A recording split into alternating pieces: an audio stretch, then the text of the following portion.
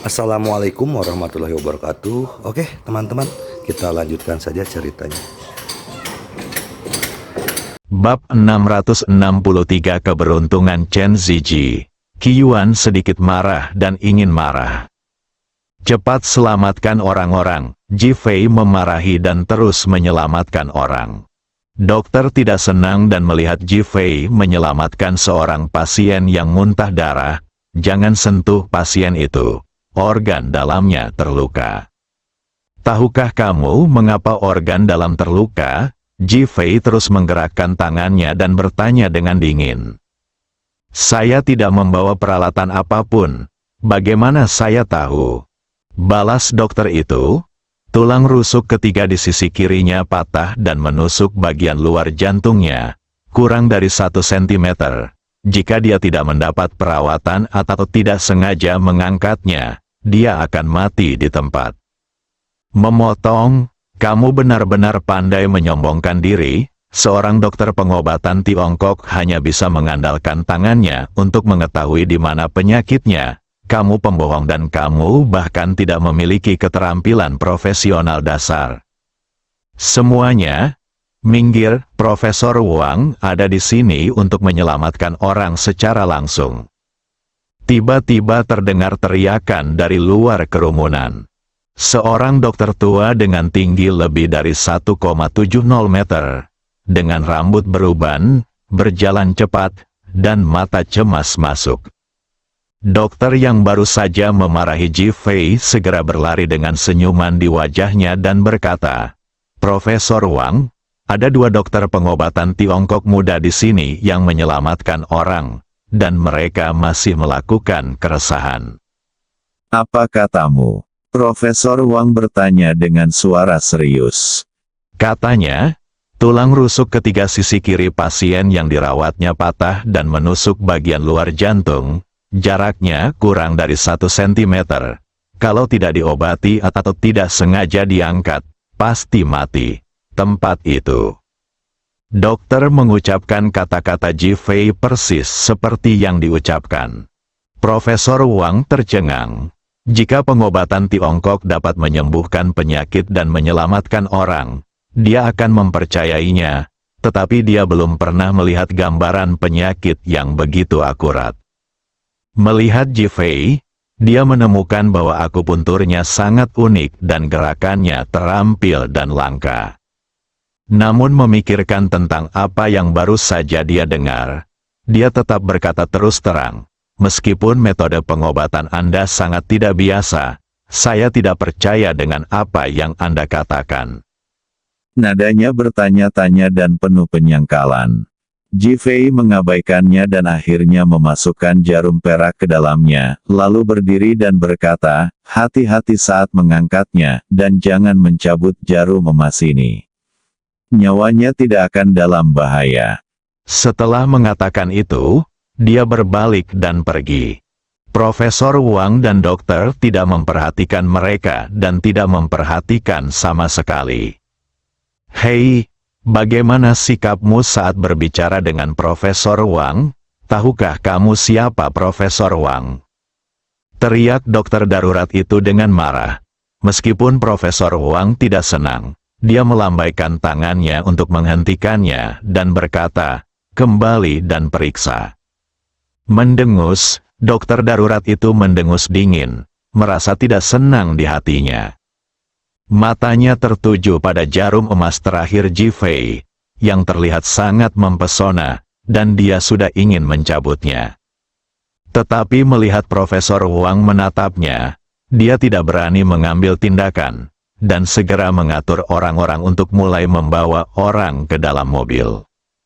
Profesor Wang mulai menyibukkan diri dengan merawat orang lain.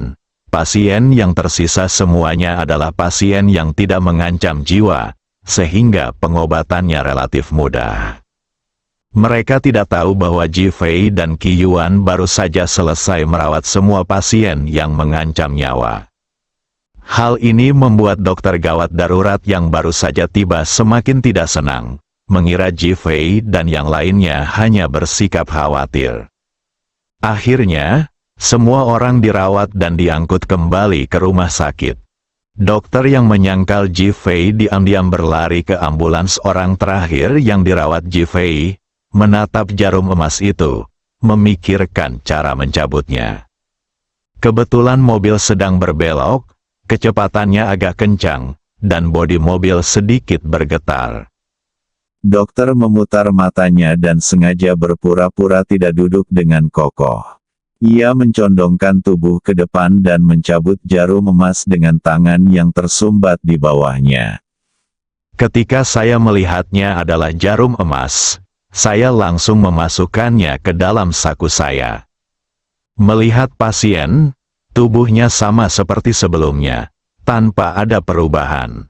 Dia bertekad dalam hatinya dan semakin membenci Jifei. Pengkhawatir, sekarang, dia tidak sabar untuk segera kembali, mencari Jifei, dan menamparkan wajahnya. Jifei tidak tahu apa yang terjadi di sini. Setelah bekerja sama dengan polisi untuk mencatat kecelakaan dan menangani pengemudi yang meninggal, dia ditarik ke kantor oleh Li Ruoshi. Li Ruoshi menutup pintu dan bertanya dengan gugup, "Suamiku, apa yang terjadi? Apakah seseorang mencoba membunuhmu?" Memikirkan video pengawasan yang baru saja saya lihat di pintu. Jika bukan karena Jifei, dia akan dipukul dan dibunuh, dan dia bahkan akan bergegas masuk dan menabrak gedung. Jifei terlihat sangat tenang dan berkata sambil tersenyum, "Tidak apa-apa. Itu hanya kecelakaan mobil, hanya kecelakaan." Dia tidak ingin Li Ruoshi takut. Li Ruoshi segera menggelengkan kepalanya. "Saya bukan anak kecil. Ini bukan kecelakaan mobil atau kecelakaan. Ini adalah perilaku manusia yang disengaja. Selama aku di sini, apa yang kamu takutkan?" Jifei memeluk Li Ruoshi. Li Ruoshi masih ingin berbicara, tapi Jifei menutup mulutnya. Meskipun Jifei bertindak dengan tenang, kemarahan sudah muncul di hatinya dan dia memiliki niat membunuh. Pada saat ini, ada ketukan di pintu, dan Li Ruoshi dengan cepat melepaskan diri dari pelukan Jifei dan duduk di kursi ketua. "Datang." Pintu kantor terbuka dan Chen Ziji masuk. Li Ruoshi terkejut, "Manajer Chen, mengapa kamu ada di sini?" Chen Ziji segera menatap Jifei. "Kakak Ji, aku di sini." Dia tidak tahu mengapa Jifei memintanya untuk datang. Jadi dia menatap Jifei dengan cemas dan berkata, "Aku memintamu datang ke sini untuk memberimu tugas." Jifei berkata dengan mudah. "Tidak masalah." Chen Ziji tampak sangat senang ketika mendengar tentang misi tersebut. "Chen Ziji dan aku akan pergi dan berbicara." Jifei menyapa Li Ruoshi dan mengajak Chen Ziji keluar. Sesampainya di ruang konferensi kecil, Jifei menyalakan teleponnya dan bertanya, "Apa pendapatmu tentang wanita ini?" Gambar yang muncul di ponsel Jifei adalah foto istri Si Jun, Zhang Yuanyuan. Mata Chen Ziji tertuju pada wajah Zhang Yuanyuan yang berbentuk melon. Saat dia melihat matanya yang besar dan berair, jantungnya tiba-tiba berdebar kencang. Dia sangat cantik. Setelah mengatakan itu, aku merasakan tenggorokanku menjadi sesak dan aku tidak bisa menahan untuk menelan seteguk air liur. "Bisakah kamu menyukainya?" Jifei bertanya sambil tersenyum. Chen Ziji mengangguk dengan cepat, tetapi wajahnya menunjukkan rasa tidak percaya diri. "Wanita cantik seperti itu takut orang lain akan meremehkanku. Jika ada sesuatu yang dipandang remeh, dia hanyalah barang bekas." Jifei berkata dengan jijik. "Chen Ziji." Jifei dengan singkat menceritakan apa yang terjadi hari ini.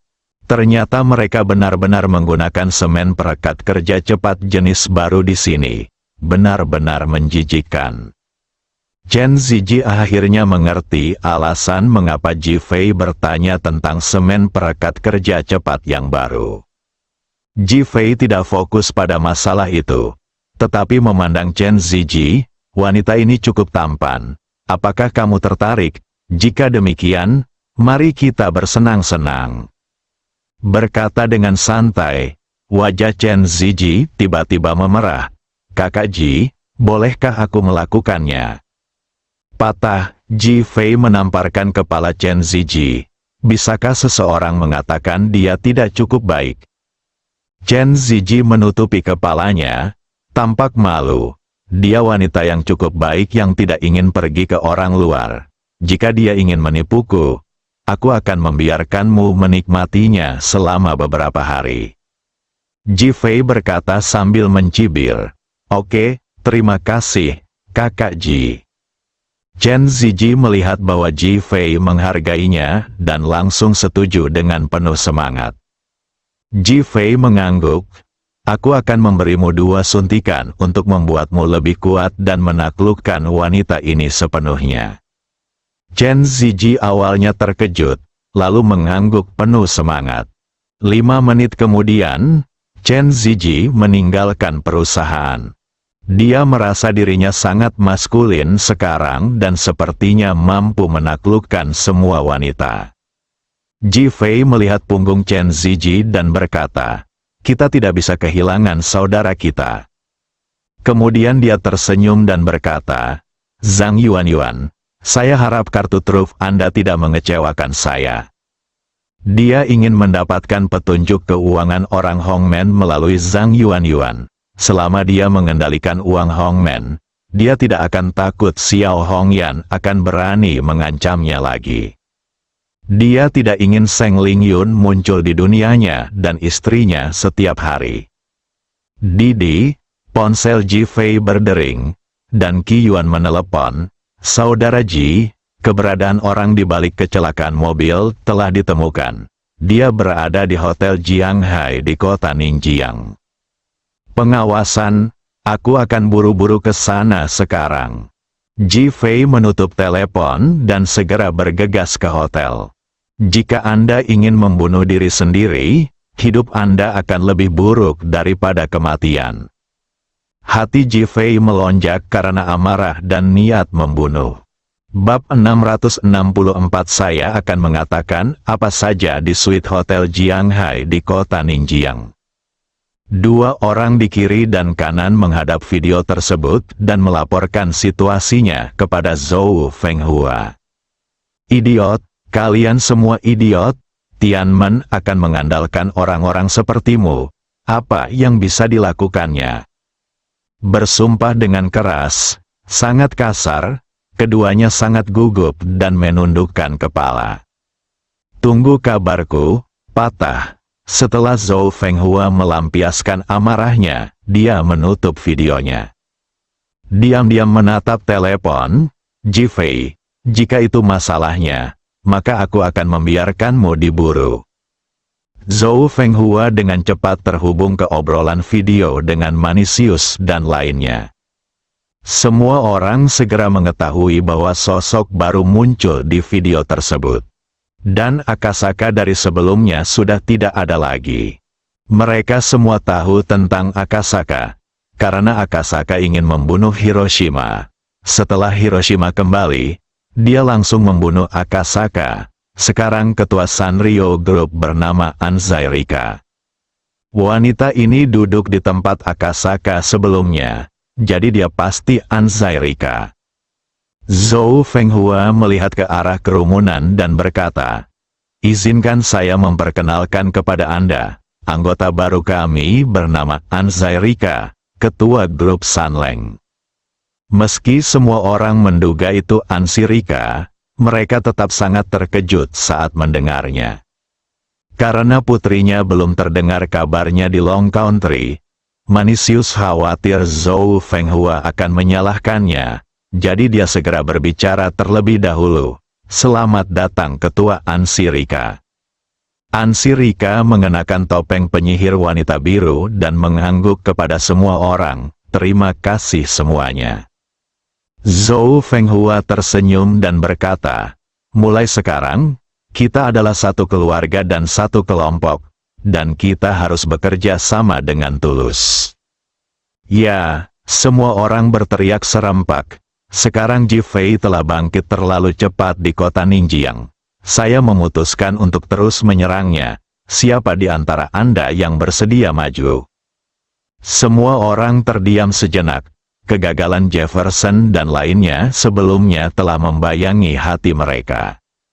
Apalagi mengingat Putri Manisius tidak diketahui keberadaannya, mereka tak ingin menyinggung perasaan Ji Fei dengan mudah.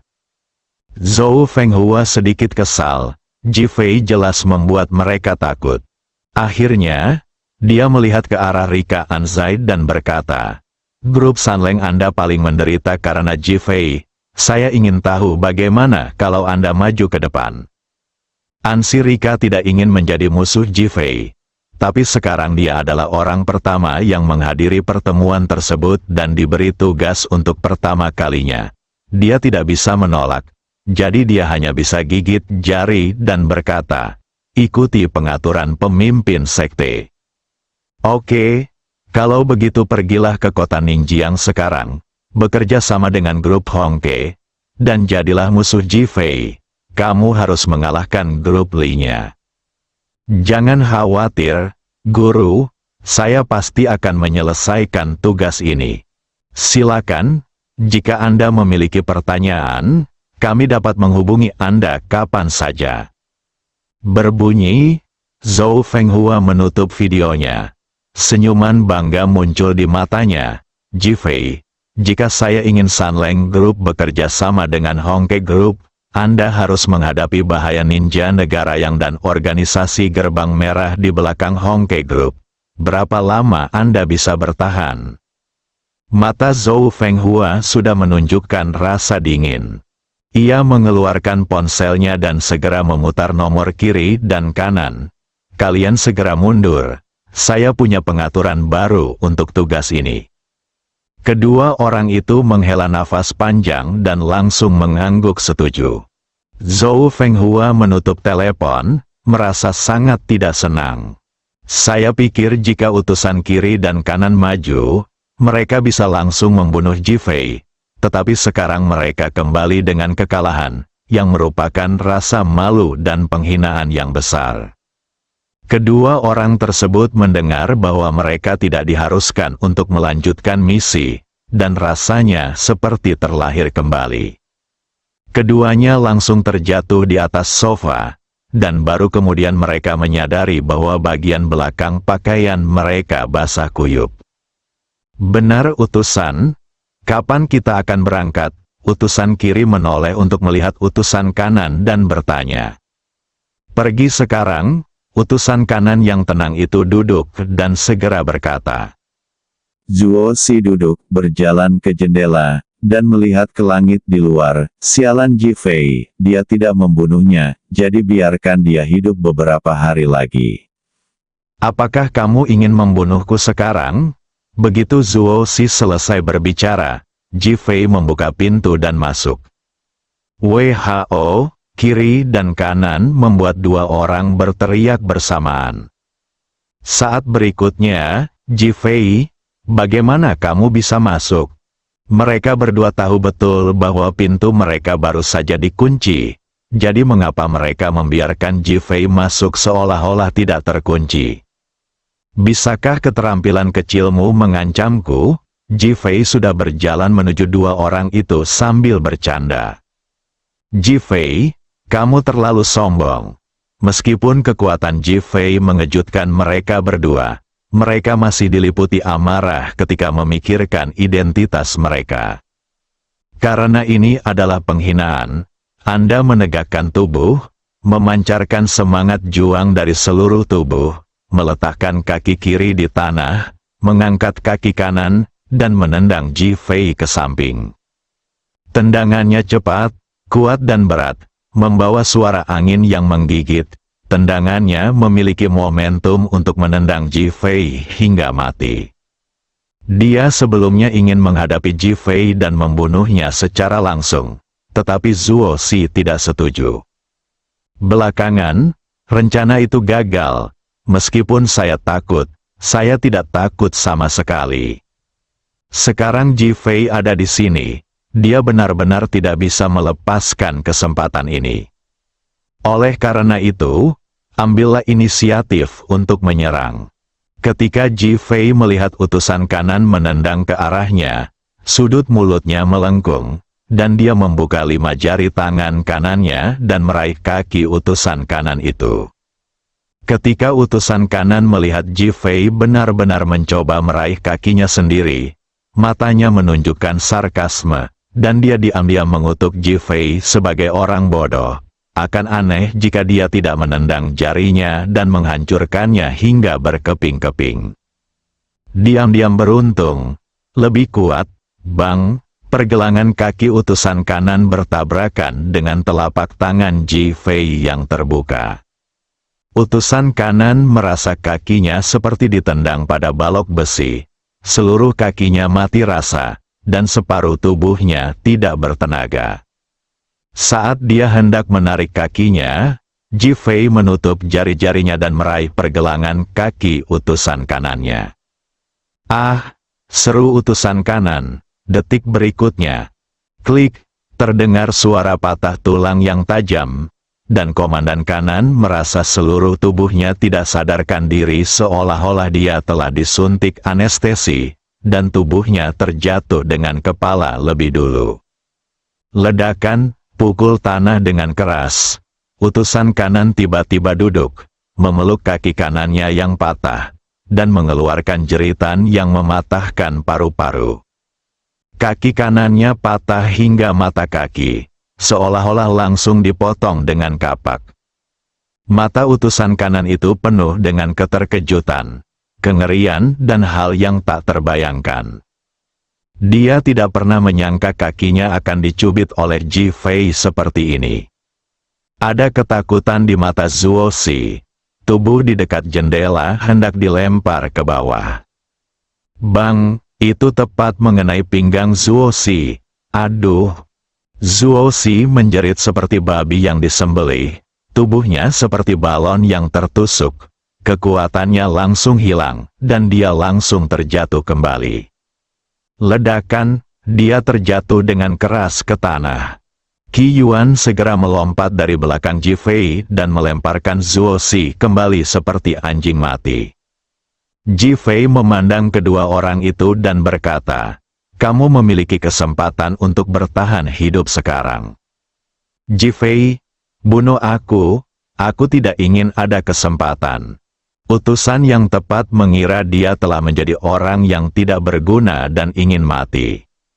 Meskipun Zuo Si tidak bisa bergerak, dia tahu bahwa dia tidak terluka parah. Dia hanya dipukul di bagian pinggang dan seluruh tubuhnya untuk sementara lemah. Mendengar Ji Fei berkata ada peluang untuk bertahan hidup, dia segera berkata, "Saya ingin hidup." "Deng Kai, apakah kamu rakus hidup dan takut mati?" Utusan kanan berteriak dengan marah, "Dasar bodoh, jika kamu ingin mati, jangan bawa aku bersamamu." Deng Kai berteriak dengan marah. Utusan di sebelah kanan memandang Deng Kai. Utusan di sebelah kiri, "Kamu adalah seorang pengecut yang rakus hidup dan takut mati." Zuo Si Deng Kai mendapatkan kembali kekuatannya dan tiba-tiba duduk. Bang, dia meninju kepala komandan kanan, menyebabkan otaknya meledak seketika. Dia bangkit dan berlutut di depan Ji Fei. "Aku akan menceritakan semuanya padamu." Bersambung.